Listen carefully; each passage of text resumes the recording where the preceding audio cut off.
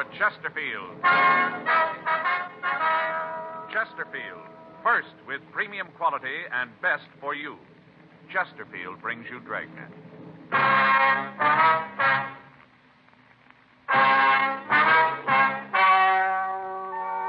Ladies and gentlemen, the story you are about to hear is true. The names have been changed to protect the innocent.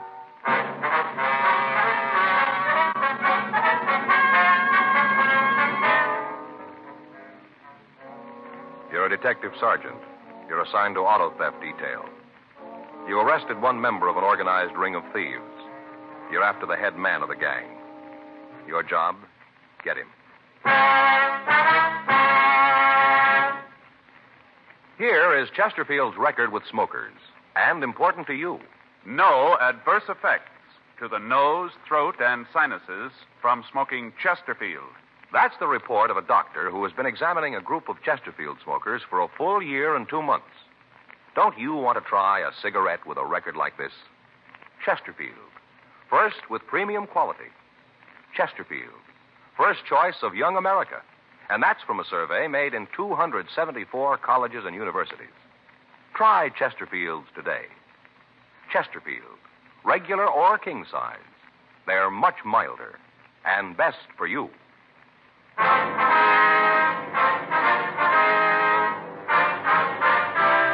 Dragnet, the documented drama of an actual crime. For the next 30 minutes, in cooperation with the Los Angeles Police Department, you will travel step by step on the side of the law through an actual case transcribed from official police files. From beginning to end, from crime to punishment, Dragnet is the story of your police force in action.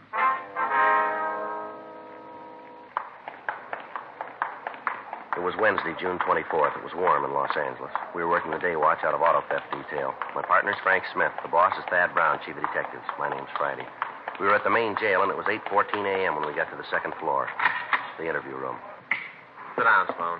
Yeah. Right there. You guys start pretty early in the morning, don't you? Yeah, once in a while. You got a cigarette? Yeah, there you are. Thanks. I never feel like I'm alive until I've had a cigarette in the morning. How about a match? Here.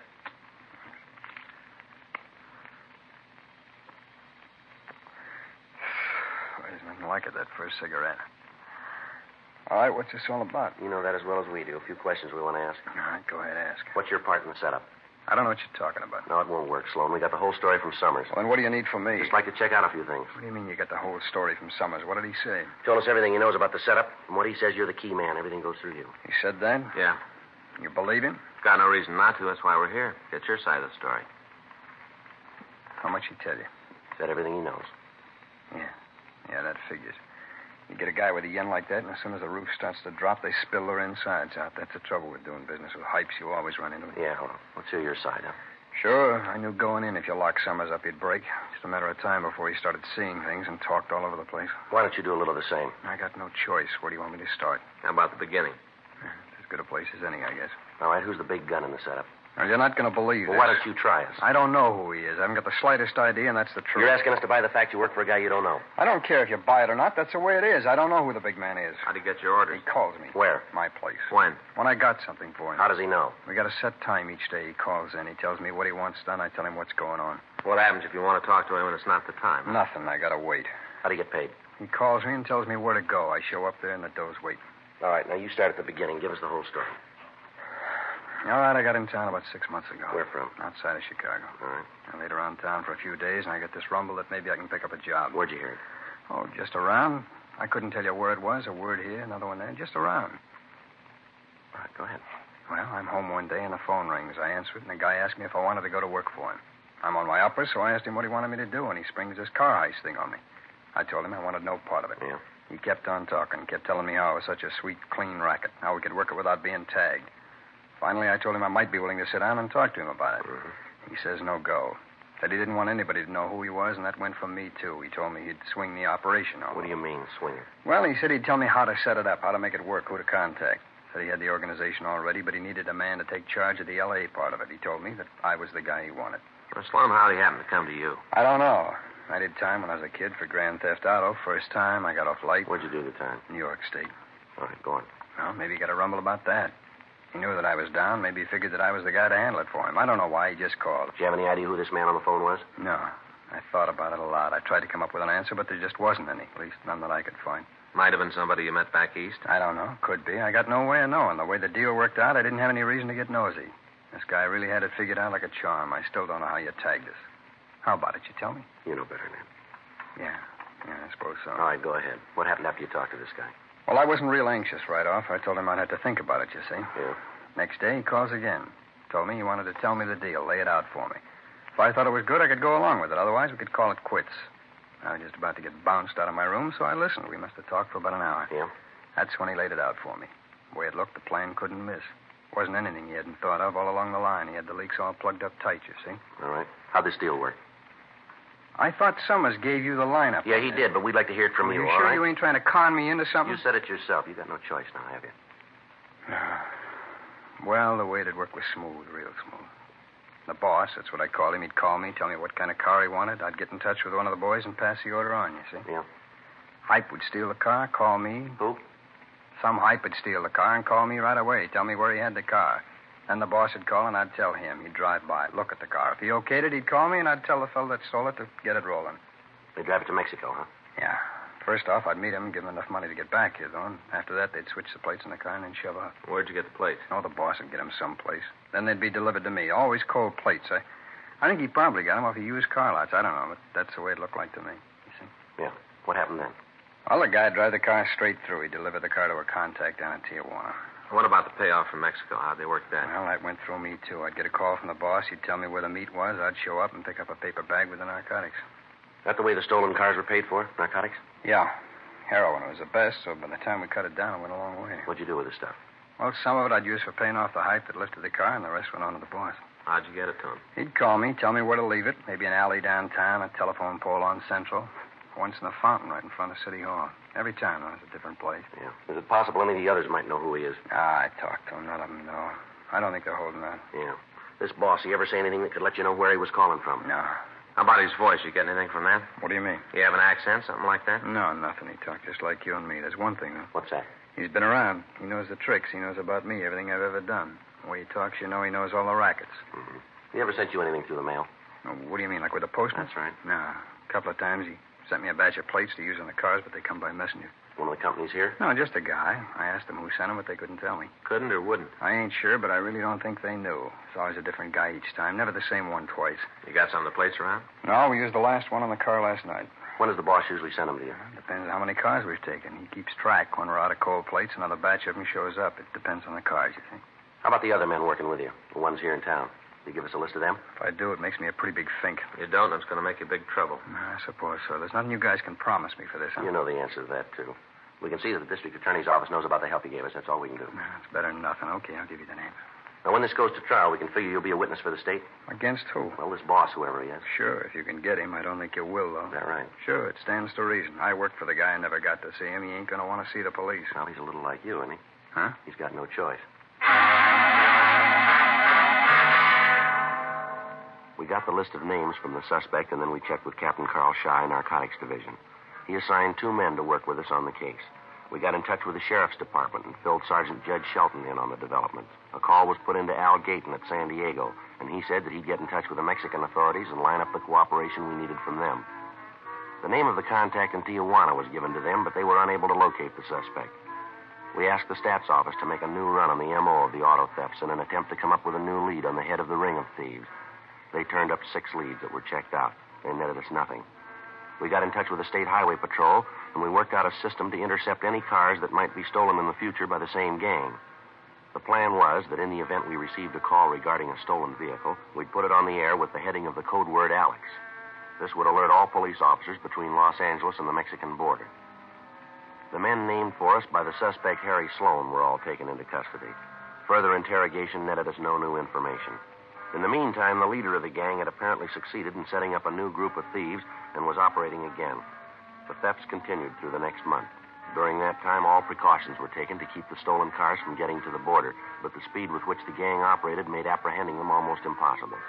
The radio operation with patrol units along the highway was tried, but by the time the cars were reported stolen to us and we were able to get a broadcast out on them, they were already across the border. Thursday, July 30th. Frank and I checked into the office. I'll check the book. Right. Anything? No, it's a call here from Fay, that's all. Well, Skipper sure hacked about this thing, huh? Can you blame him? No, I suppose now he's got a lot of people leaning on him. I don't know, Joe. It's about time the brakes start falling on our side. Well, we've been saying that for a long time, too. It doesn't seem to do much good. Even when we do nail the big gun, we're going to have to prove it, and that isn't going to be easy. Yeah. The way he's got it worked out, it's going to be awful tough to build a case that'll stick. Well, he doesn't handle the narcotics. He doesn't handle the money. All he does is okay the jobs. Yeah, but there's got to be an outlet for the heroin. Now, where's he getting rid of it? That's a good question. You know, we've been trying to come up with the answer a long time. No rumbles, informants don't know anything. I get it. Auto theft Friday. Yes, ma'am. Well, maybe we can help you. Yes, ma'am, huh? Well, yes. Well, could we meet you? Oh, no, ma'am. You won't be involved. Yeah, well, what's that address again? Yeah. Yes, ma'am. We'll be there. Oh, in about 10 minutes? What's that? No, ma'am. Just my partner. Yes, that's right. All right. See you then. Right. Goodbye. Well, maybe this is a break. Who was it? Woman. She wouldn't give us her name. She said that wasn't important. She wants us to meet her. What about? Something to do with used cars.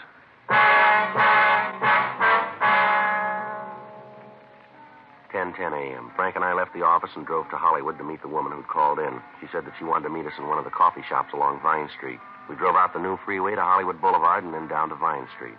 We parked the car and walked up to the coffee shop. The girl on the phone had refused to give us her name, so Frank and I had no way of knowing who she might be. She told me to take a booth at the back of the restaurant and that she'd find us. Frank and I sat down and ordered a cup of coffee, and we waited. There was no sign of the caller. 11 a.m. She still hadn't shown up. We were about ready to leave when a tall woman, well-dressed, in her middle 30s, came in. She stopped at the door, looked around the place, and then she headed for our booth. Joe. Yeah, it might be. No, she's heading for the next booth. Are you from the police? What? Are you a policeman? No, why? Never mind. Are you from the cops? Yes, ma'am. I'm the one who called you and told you to meet me here. Yes, ma'am. I'm Joe Friday. This is my partner, Frank Smith. You got some way to prove it? Ma'am? Prove that you're cops. I don't want to talk to nobody who ain't cops. Yes, ma'am. Here's my ID card. Oh, yeah. That's you, all right. Yes, ma'am. How about you? Yes, ma'am. Here's mine. Oh, yeah. Oh, say, that's a real nice picture. You put on some weight, haven't you? Would you like to sit down, ma'am? We can get started on this. Oh, yeah, sure. Now, what was your name? You don't need that. It doesn't make any difference. All right. Will we order you something, maybe? Yeah, I'd like a Coke. All right. I'll get it, Joe. You make sure it's a real Coke, though. Genuine. All right, ma'am. I'm sorry I'm late. I got tied up. That's all right, ma'am. I wonder if we can get started. Well, I was across the street, waiting by the radio station. Yes, ma'am. Waiting for that singer. What's his name? You know who I mean. The cute one with the curly hair. Oh, I never can think of his name. Anyway, I was waiting for him to come out. He's doing a show over there, you know. He has a wonderful voice, and he's so cute. Uh-huh. Now, what's this all about, this thing you want to tell us? Crazy kids and their autograph books. I couldn't even get near him. Miserable. I wonder if we could get down to business here, ma'am. You said on the phone that you could give us some information? Yeah, I think I can help you out. It seems to me that you might want to talk to this man. What's his name? Well, maybe I ought to tell you about him first, and then if you want to know his name, I can tell you that. All right, ma'am. Go ahead. Here's your Coke, ma'am. Oh, thanks.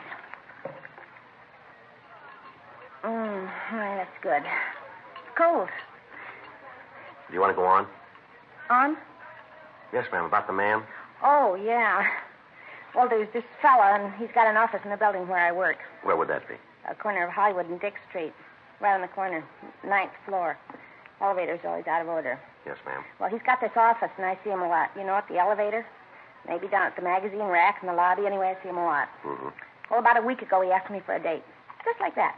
Come up to me while I was looking at TV Stars Parade. That's a magazine. Uh-huh. All about television stars. Where they work, what they're like. All interesting things like that. Like, do they like garlic and what kind of knot do they use in their ties? All interesting things like that. So this man asked you for a date, huh? Came up just like brass and asked me out. Well, first off, I was kind of flattered. You know, he's pretty nice. Drives a nice car and all, but I told him I couldn't go out with him. And then I told him that I thought he should be ashamed of himself. I told him he should be ashamed of himself. Yes, ma'am. Sure. See, I knew he was married. Nice little wife, real cute. I saw her a couple of times around the building. Lately, she hasn't been too well. She's real cute. Imagine him asking me out and him a married man.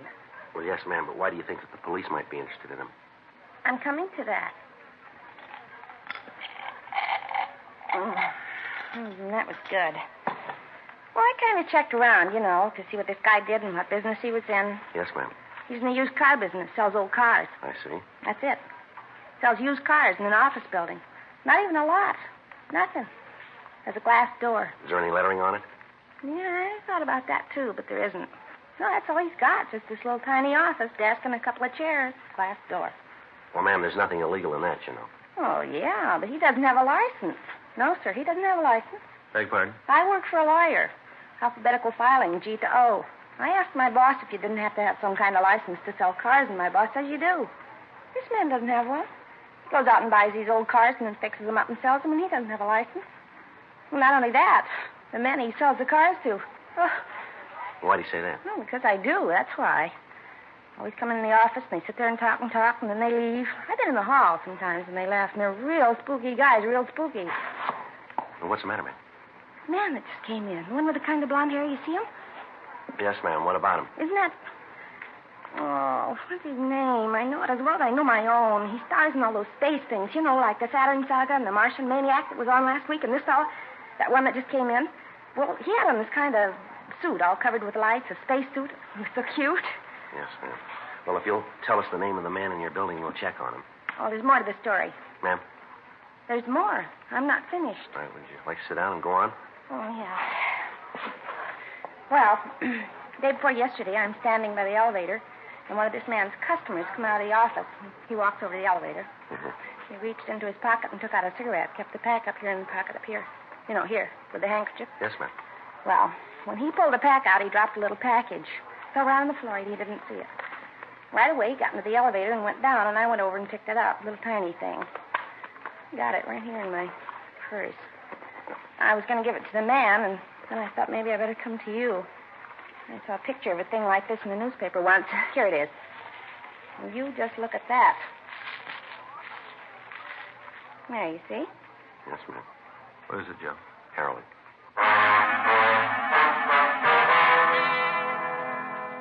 11:40 a.m. We continued to talk to the woman. She gave us the name of the man who ran the used car agency in her building, Ralph Holland. She also gave us a description of him and a description of the man she'd seen drop the narcotics. We went back to the office and checked the name through R&I. Holland had a record listing one arrest on suspicion of violation of the State Narcotic Act.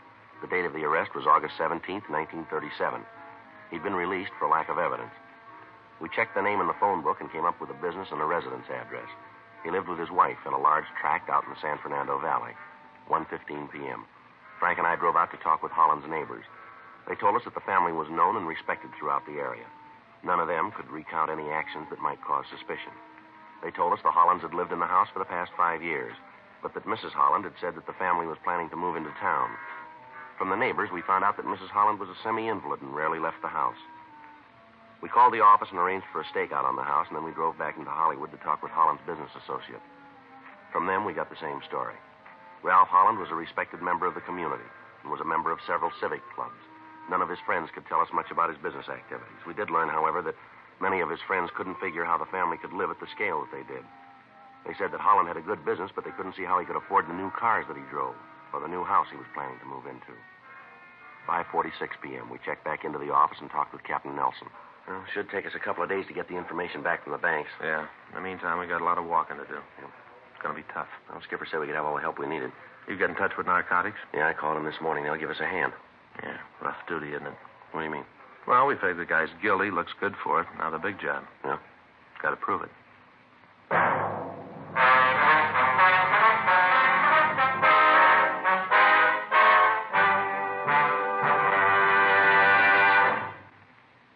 You are listening to Dragnet, the authentic story of your police force in action. Years ahead of them all. Chesterfield is years ahead of all cigarettes. Chesterfield quality is highest. Here's the proof. Recent chemical analyses give an index of good quality for the country's 6 leading cigarette brands. The index of good quality table, which is a ratio of high sugar to low nicotine, shows Chesterfield quality highest. Chesterfield quality highest. 15% higher than its nearest competitor. Chesterfield quality highest. 31% higher than the average of the 5 other leading brands. Don't you want to try a cigarette with a record like this? Chesterfield. First with premium quality and best for you. Try Chesterfield today. Regular or king size.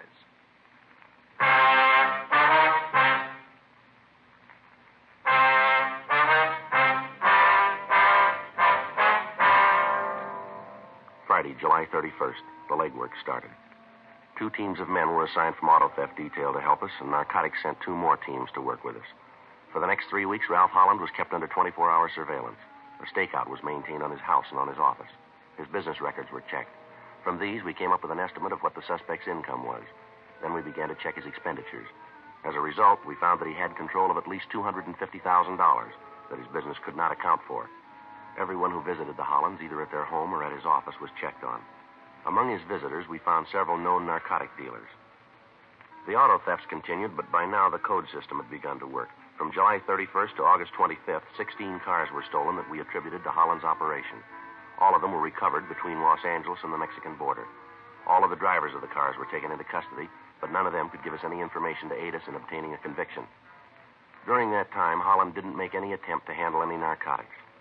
A dictograph had been placed in his office, and all of his conversations were monitored, but nothing incriminating was said.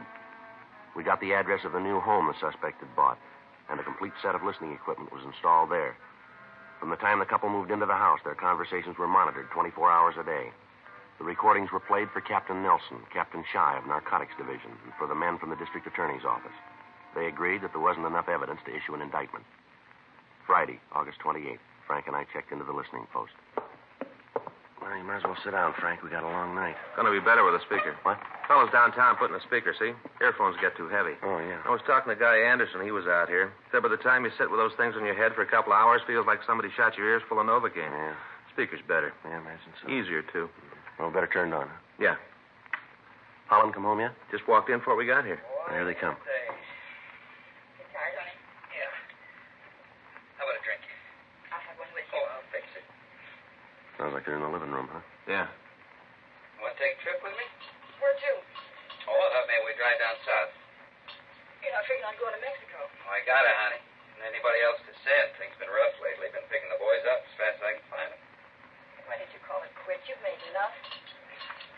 Just about to do that, honey. This is the last trip. I'm glad of that. Honey, I don't like it. Maybe I'm just getting jittery, but I swear there have been men watching the house. Here, take your drink. Oh, you're just getting jumpy, honey. There isn't anybody watching and anybody who knows about us. Well, I'm glad you think that. I'm not too sure anymore. There's nothing to worry about. We're clean. This is the last trip. After that, we call it quits, okay? I'll be glad when it's over. You go with me, then. It'll be good for you. Get out of the house, see the country. Get you over this case of nerves you got. Might be kind of nice of that. Sure it would. Best thing in the world for you. See some new things. When do you figure to go? Oh, I'm going to pick up the car in the morning early. I thought we'd get away about 8. We can stay down there for a couple of days and get back Tuesday. Take our time. Have a few laughs. Who's going to pick up the car? A kid named Jimmy. We're going to meet him halfway, just outside of Del Mar. I'll take the car from there. Well, like I said, I'll be glad when it's over. I know how you feel, honey. I give you my word. Tomorrow, that's the end of it. Well, let's hope he's not kidding.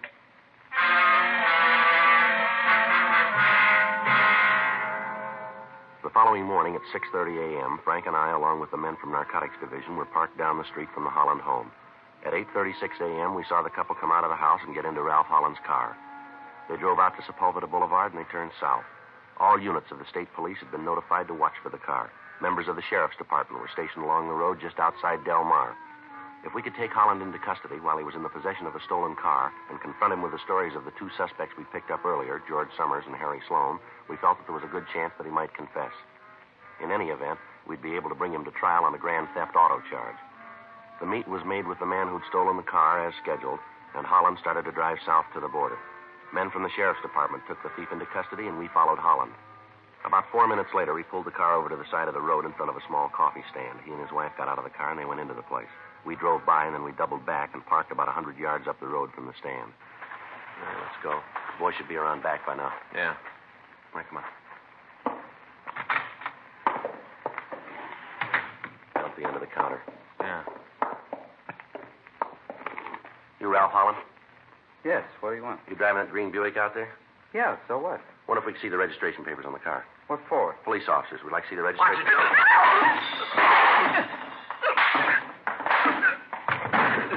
What are you doing to him? You got no right to hit him like that. We weren't doing anything. You got no right. Come on, Holland. On your feet.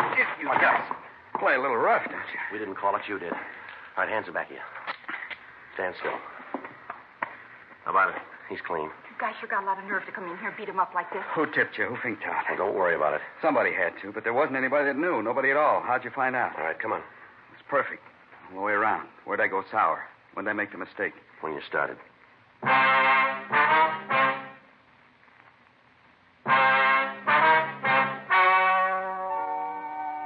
story you have just heard is true. The names were changed to protect the innocent. On January 14th, trial was held in Department 89, Superior Court of the State of California, in and for the County of Los Angeles. In a moment, the results of that trial. Now, here is our star, Jack Webb. Thank you, George Fenneman.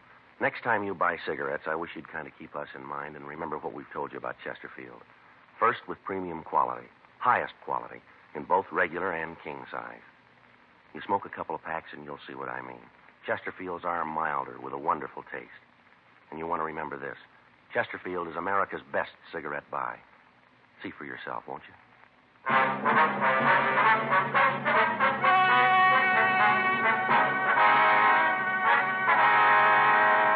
Ralph P. Holland was tried and convicted on 12 counts grand theft auto. His wife, Mildred R. Holland, was tried and convicted of 1 count grand theft auto. 7 other members of the gang were apprehended and brought to trial on the same charges. They all received sentences as prescribed by law. Grand theft auto is punishable by imprisonment in the state penitentiary for a period of not less than 1 or more than 10 years. 4 suspects were apprehended and tried on charges of violation of the State Narcotic Act, a felony. They were convicted and received terms as prescribed by law. Violation of the State Narcotic Act, a felony, is punishable by imprisonment in the state penitentiary for a period of not less than 1 nor more than 6 years.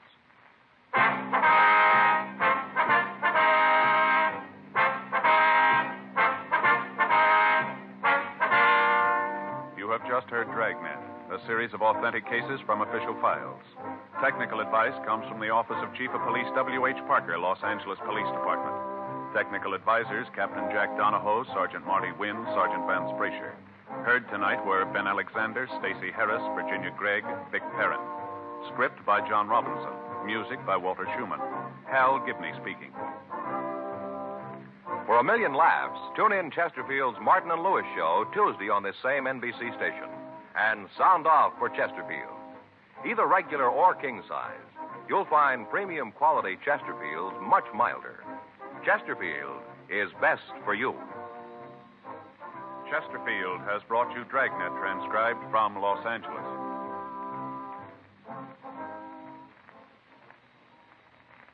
Now, new Fatima has the tip for your lips. Fatima tips of perfect cork. King size for natural filtering. Fatima quality for a much better flavor and aroma. So remember, new Fatima has the tip for your lips. Fatima. See how smooth they are. Remember, Fatima is made by the makers of Chesterfield, Liggett & Myers, one of tobacco's most respected names.